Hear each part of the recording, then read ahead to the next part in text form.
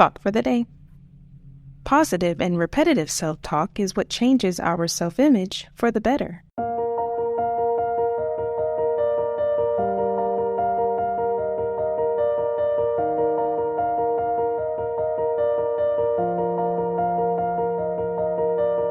Welcome to 7 Minutes for Yourself. I'm Christina Aina, and I'm so glad you've joined me for what I believe will be 7 of the most enriching minutes of your day. Let's take this time to reconnect with ourselves and improve our well-being. In today's episode of 7 Minutes for Yourself, we're identifying negative self-talk and replacing it with positive and affirming statements. Have a listen.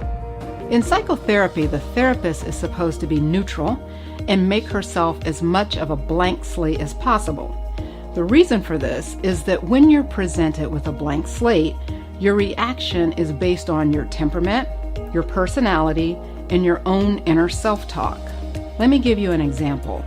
Suppose you send someone an email pitching an idea that you really hope they like. You're all excited at what you put in the email, and you're just waiting to hear back from them. But you don't immediately hear back. An entire day passes, or maybe even a couple of days.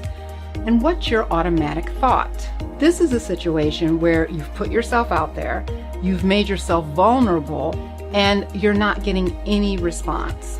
In other words, the blank slate. Person A may think, I wonder if my email went to her spam folder. That's giving the situation the benefit of the doubt. Person B may think, I wonder if she hates my idea and she's just trying to figure out a way to tell me. This is a negative assumption.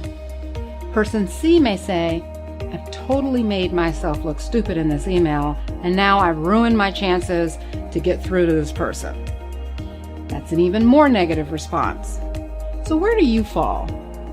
Do you automatically think negatively or positively? We all have blind spots. In a car, the wider the blind spot, the more dangerous the vehicle. Introspection allows you to narrow your blind spot. You won't be able to get rid of it, the blind spot, completely, but the narrower, the better. Here's another concept. Projection is a defense mechanism whereby we assume others believe the negative thoughts we have about ourselves.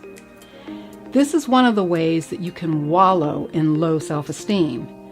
When you have a head full of negative thoughts, you don't need other people to judge you. You have judged yourself and believe that the other person is the one who came up with the idea. Here's an example. Let's say I tell Joe how busy I've been lately and how I'd love to take a vacation. Joe looks at me with a smirk and says, yeah, that'd be nice. I think, what was that smirk all about? He must think I'm trying to get out of work and that I'm lazy. Now the truth is, Joe smirked because he could relate to my desire to go on vacation. He's been working tons of hours and he'd like a vacation. That's what Joe's really thinking, but I projected my own thoughts onto Joe. Now let's look at my thoughts. I know how hard Joe's been working, and I also know that I haven't been working as hard. In fact, I just give enough to get through the day and then I'm ready to go home. And now here I am, ready to go on vacation. I don't deserve a vacation. So in reality, I'm the one who believes that I've been lazy at work. But I believe that Joe is the one who thinks I'm lazy. And what's the evidence for this? His smirk. So what's the problem with this? Well, it's problematic on a couple of levels. One, I've assigned negative thoughts to Joe that he doesn't have. And I can build up negative feelings about him and resentments that he doesn't deserve because they're based on false information.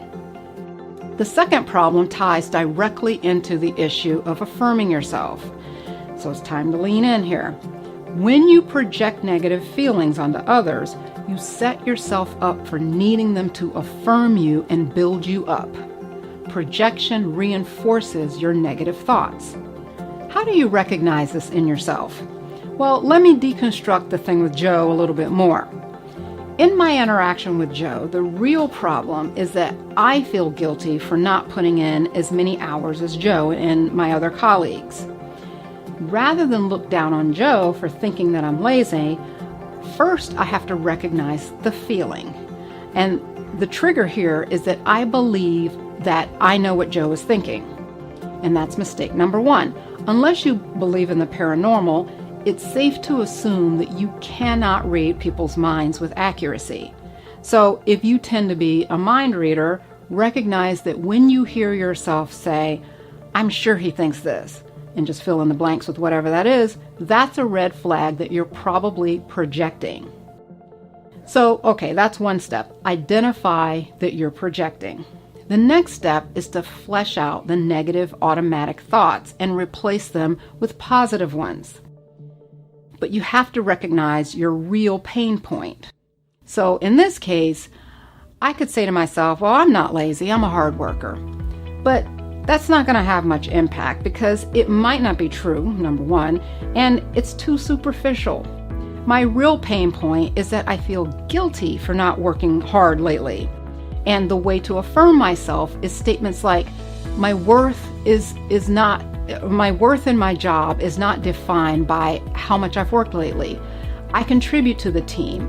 They still find me valuable. Furthermore, Joe doesn't have time to keep tabs on me. He's got his own life. Those are the things that could help me kind of blot out the assumptions and negative thoughts that I have that I'm putting onto Joe. You have to be able to affirm yourself internally. Needing other people to affirm you makes you too vulnerable and dependent on others for validation. Other people have their own needs, and they can't always lift you up and rescue you from your negative thoughts about yourself.